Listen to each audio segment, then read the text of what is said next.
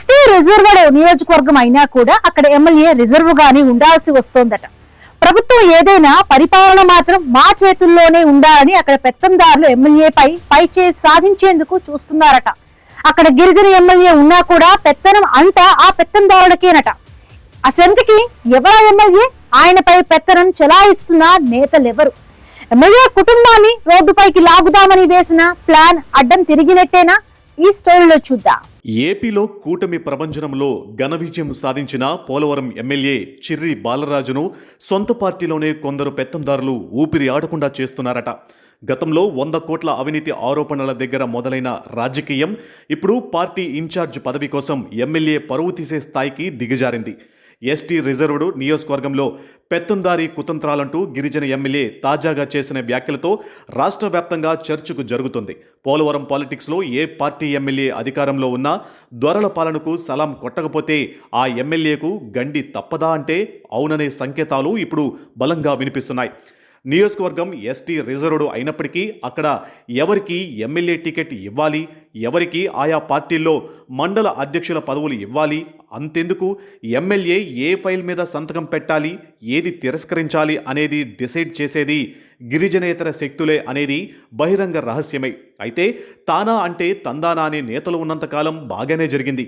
కానీ జనసేన ఎంట్రీతో ఆ నియోజకవర్గంలో అతీంద్రియ శక్తులకు గడ్డుకాలం ఎదురైంది.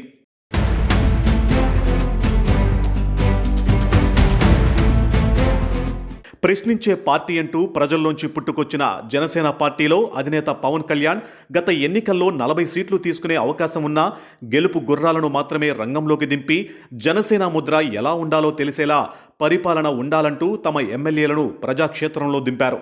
వారసత్వ రాజకీయాలకు దూరంగా చెగోవేరా ఆదర్శంతో కూడిన సిద్ధాంతాలు ఆయన సొంతం.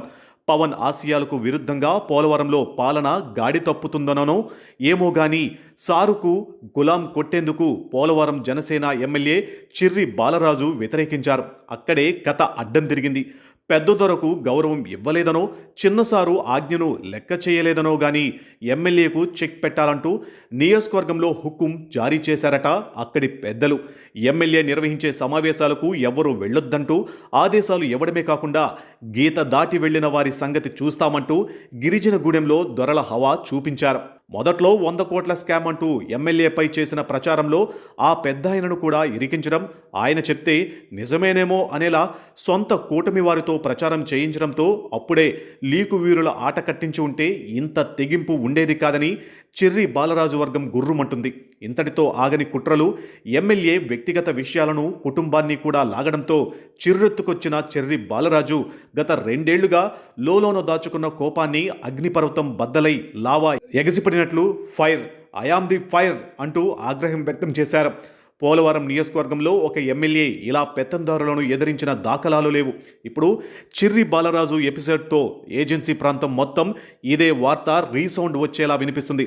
అదే ఫైర్తో పోలవరం నియోజకవర్గం నుండి ఏలూరు జనసేన పార్టీ కార్యాలయానికి భారీగా కార్ల ర్యాలీతో ఎమ్మెల్యే బాలరాజు రావడం కూడా పార్టీలో కలకలం రేపింది.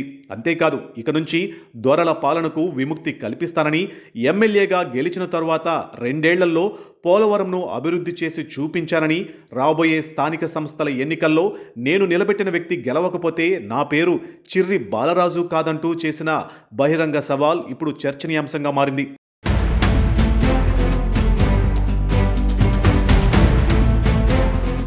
సొంత పార్టీ నాయకులతోనే ఇబ్బంది పడ్డాను. పెత్తందారీ వ్యవస్థను బట్టలోడదీసి తొక్కిపెట్టి నారతీస్తానన్న ఎమ్మెల్యే బాలరాజు అక్కడి నుంచి ఏలూరులో జనసేన పార్టీ కార్యాలయానికి చేరుకున్నాక చేసిన వ్యాఖ్యలు ఇప్పటిదాకా ఒక లెక్క, ఇక నుండి ఒక లెక్క అన్నట్లు సీన్ మార్చిందట. వారు చెప్పినట్లు వినకపోతే నియోజకవర్గాన్ని ముక్కలు చెక్కలుగా చేస్తున్నారన్న ఎమ్మెల్యే ఒక అడుగు ముందుకేసి కరాటం సాయి కుట్రలు చేస్తున్నారని సోషల్ మీడియాలో తనకు వ్యతిరేకంగా పోస్టులు పెడుతున్నారంటూ తొలిసారి బరస్ట్ అవడంతో ఇక బహిరంగ యుద్ధం తప్పదా అనే ప్రచారం జరుగుతుంది.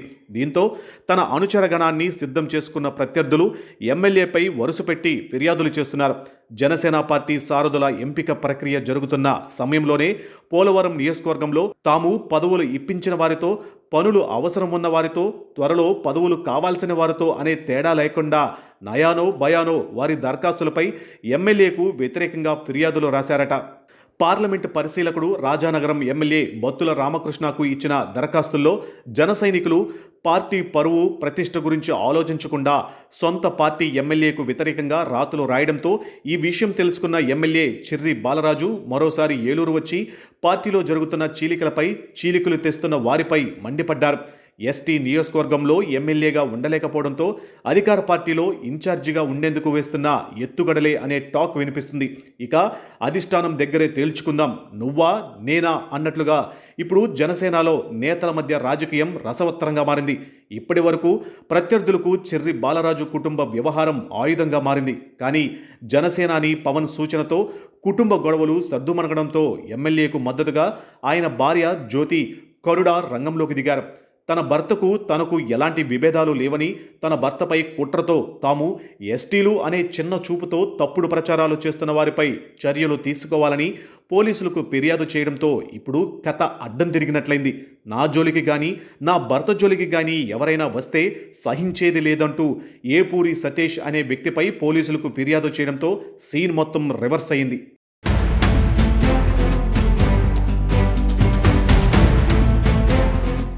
ఎమ్మెల్యే పరువు తీసి అధిష్టానం దృష్టిలో బ్యాట్ చేసి ఇన్ఛార్జ్ పదవి పీకించాలని కొంతమంది లక్ష్యంగా పెట్టుకున్నారు.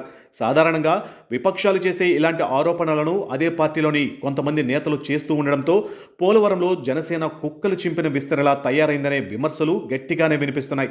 పార్టీలో ఎంత జరుగుతున్నా అధిష్టానం స్పందించకపోవడం ఏంటని పదవుల కోసం కాకుండా పార్టీ కోసం, పవన్ కోసం పనిచేస్తున్న అసలు సిసలైన క్యాడర్ మనోవేదనకు గురవుతున్నారు. ఇటీవల కూటమి 2 ఏళ్ల వేడుక ఘనంగా చేసుకుందామంటే వెళ్లనివ్వలేదని, ఏ కార్యక్రమానికి వెళ్ళాలి, ఎవరి వెంట వెళ్లాలో కూడా ఆర్డర్ పాస్ చేస్తేనే చెయ్యాలా అంటూ సతమతమవుతున్నారు.